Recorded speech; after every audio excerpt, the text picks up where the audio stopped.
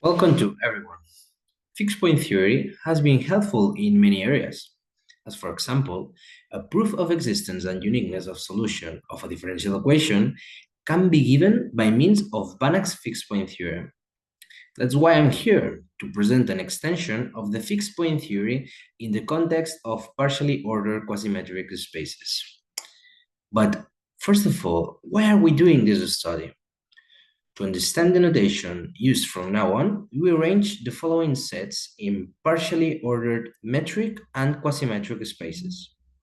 Given a sequence, we denote the set of the upper bounds with respect to the partial order, the set of the points where the sequence converts to with respect to the topology induced by the metric or the quasi-metric, and the intersection of both sets.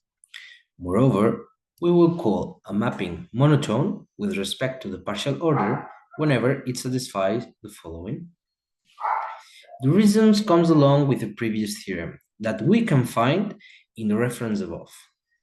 This fixed point theorem ensures the existence of fixed point in metric partial spaces which are endowed with partial order. Observe that the contractivity condition only involves the elements related by the partial order.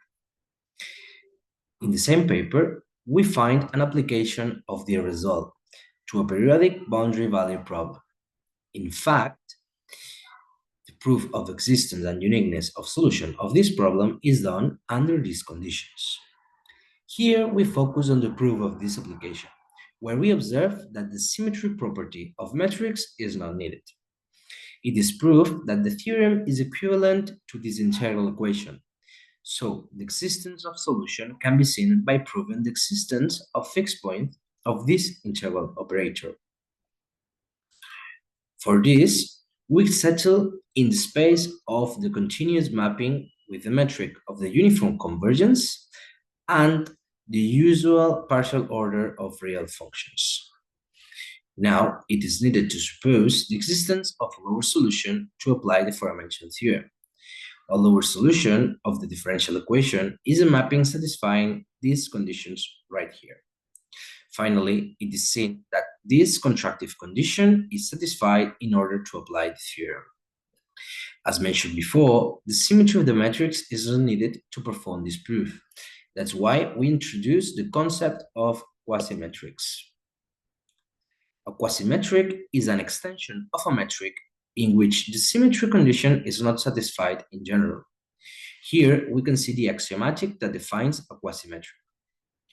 Moreover, every quasi-metric induces a conjugate quasi-metric and a metric usually called the supreme metric, which we will consider in order to develop our novel result. A notion of completeness in quasi-metric spaces is also required. Due to the fact that there are more than one notion, we remark that we will be considering the complete quasi-metric spaces.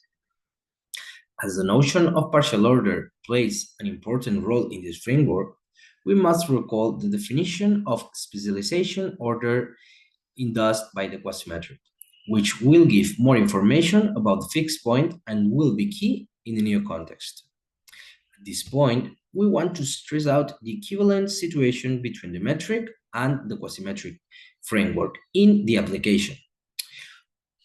Observe that the following mapping is a quasi-metric and that the specialization order induced by it coincides with the usual order of the real functions. Moreover, whenever the elements are related by the partial order, the metric contractivity condition is equivalent to the quasi-metric contractivity condition. In the light of the previous facts, we have enough motivations to study new results for the quasi-metric spaces endowed with a partial order. So here we present our main result. It is a very general one indeed. It only involves the sequence and the upper bounds of the sequence into the contractive conditions. Observe also that the supreme metric is involved in the contractive conditions. In the full version of the paper, several examples are given to ensure that the conditions of the theorem cannot be reduced.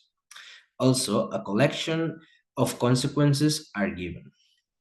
When the specialization order is under consideration, the following properties hold, and they are very useful to give more information about the fixed point. Here, we show one of the given consequences, which considers the specialization order.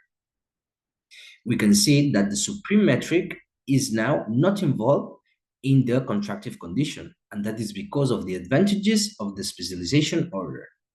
Note that under these conditions, the fixed point shows to be the supremum of the sequence of iterates, something that can be ensured thanks to the use of quasi-metrics along with the specialization order. This work includes also a study of uniqueness of fixed point. The property that we gave name as weakly directness has turned to be an essential one in order to guarantee the uniqueness. Moreover, it ensures the global attractor behavior of the fixed point, as shown in this result right here. Finally, we present the existence and uniqueness result that we will be using to our applications. More details are given in the full file, including more examples of this developed theory. Now we go with our applications.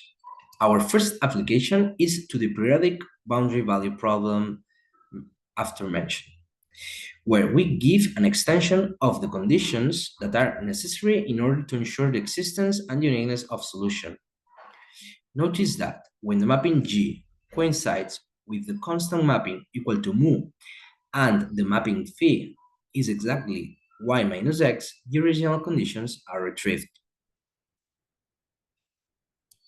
In second place, motivated by the fact that the differential problem is essentially the study of an integral equation, we present a study of a family of integral equations.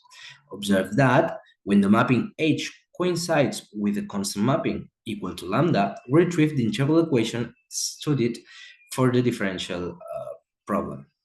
We conclude by showing the necessary conditions to guarantee the existence and uniqueness of solution of this family of integral equations. Thanks all for your attention.